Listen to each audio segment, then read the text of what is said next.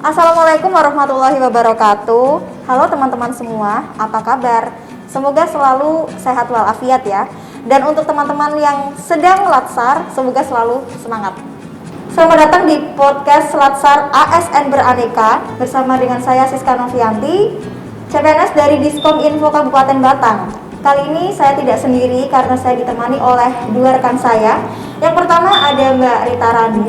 Beliau merupakan CPNS di SD Negeri Yosorejo 2 Pekalongan. Kemudian di sebelahnya ada Mbak Vina Fadlika. Mbak Vina ini merupakan CPNS dari Dispaperta Kabupaten Batang. Nah, sesuai dengan judulnya, kali ini kita bertiga akan membahas tentang ASN beraneka. Apa sih sebenarnya ASN beraneka itu? Nah, ASN beraneka merupakan akronim dari akuntabilitas, nasionalisme, etika publik, komitmen mutu, dan juga anti korupsi seperti yang ada di tayangan belakang kami.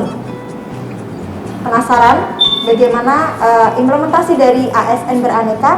Mari kita kupas satu persatu. Oke, yang pertama untuk akuntabilitas. Akuntabilitas itu sebenarnya apa sih?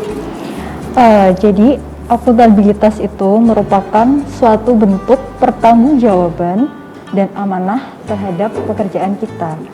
Salah satu contoh implementasinya yaitu dengan tidak melakukan manipulasi data, informasi maupun laporan, dan juga semua kegiatan dilakukan secara transparan.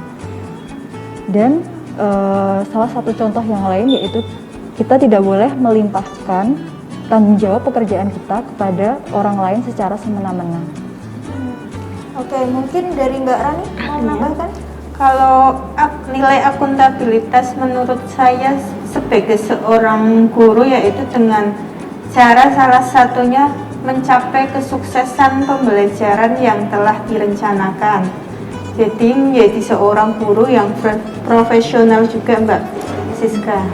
Oke, jadi intinya akuntabilitas itu rasa tanggung jawab dan menganggap bahwa sebuah pekerjaan itu merupakan amanah gitu ya. Maka dari itu kita harus melaksanakan sebaik mungkin. Seperti itu mungkin kurang lebihnya ya untuk akuntabilitas. Oke, nilai yang kedua yakni nasionalisme.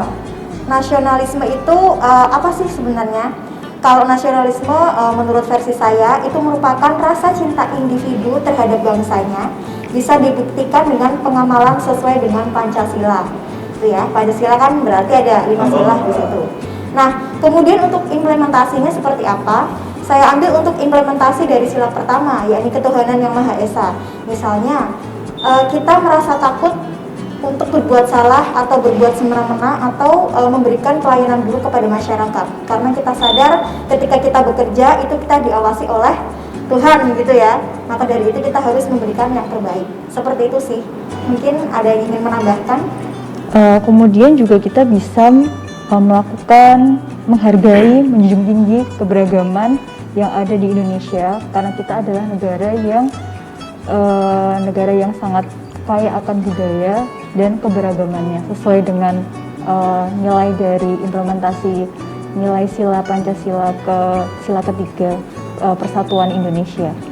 Kalau saya sendiri sebagai seorang guru dalam mengimplementasikan nilai-nilai nasionalisme ini biasanya dengan menerapkan cinta tanah air kepada diri sendiri dan menerapkannya kepada peserta didik.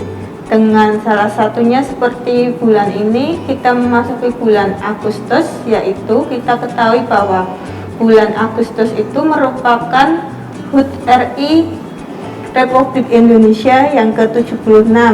Biasanya kalau di sekolah itu untuk memeriahkan kemerdekaan kita mengibarkan bendera merah putih, memasang umbul-umbul dalam rangka memeriahkan HUT kemerdekaan, melaksanakan kegiatan lomba-lomba seperti itu, Mbak. Tapi kali ini karena masih pandemi jadi lombanya dipending dulu seperti itu ya. Oke, untuk nasionalisme intinya tadi rasa cinta individu terhadap bangsanya sesuai dengan nilai-nilai Pancasila. Lanjut untuk poin ketiga yakni etika publik. Apa sih sebenarnya etika publik itu? Etika publik sendiri mempunyai arti yaitu standar untuk menentukan melakukan sesuatu, baik atau buruk, benar atau salah.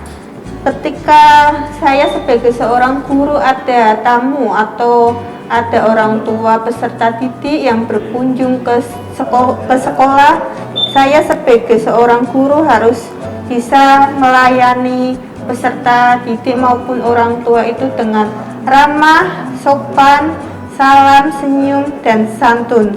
Begitu Mbak Siska. Oke, mungkin Mbak Vina mau menambahkan? Kemudian contoh implementasi lain yang dapat kita terapkan itu kita bisa memberikan pelayanan yang sesuai dengan standar operasional prosedur, yaitu kita melayani sesuai dengan nomor antrian, nomor urut antrian, dan tidak memprioritaskan golongan tertentu. Kemudian berpakaian rapi, memakai atribut lengkap seperti sekarang ini juga termasuk sebagai salah satu contoh dari etika publik. Iya, kita sudah berpakaian rapi, kemudian pakai name tag ya. Iya. Itu merupakan salah satu contoh dari etika publik gitu ya. Selanjutnya untuk poin yang keempat yakni komitmen mutu. Komitmen mutu itu sebenarnya apa ya? Kalau komitmen mutu sendiri merupakan keyakinan diri akan visi dan misi yang harus tercapai dalam pekerjaan. Contohnya ketika saya sebagai seorang guru, berarti saya harus mencapai target mengajar.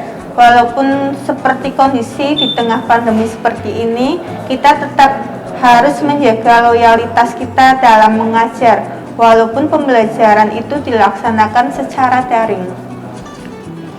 Oke, itu mungkin dari segi guru ya. Iya. Mungkin Mbak Vina mau menambahkan?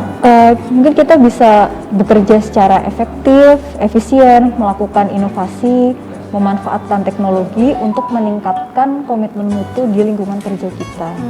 Oke. Kalau untuk versi saya sendiri, bagian komitmen mutu, intinya komitmen mutu itu kan mau gimana pun keadaannya, kapanpun kita harus mengikuti ya, karena Iya, memang itu adalah tugas kita harus melaksanakannya. Tadi ingat ketika ini adalah Agustus, mau hari ulang tahun RI yang ke-76. Nah, ingat nih kemarin, jadi untuk saya itu melakukan siaran keliling ya, karena tergabung dalam radio. Siaran keliling menginformasikan bahwa selama bulan Agustus harus memasang tadi umbul-umbul, bendera merah putih atau atribut kemerdekaan lainnya seperti itu. Padahal kemarin itu weekend, Sabtu dan Minggu, tapi ya namanya juga tugas dan harus dikerjakan seperti itu.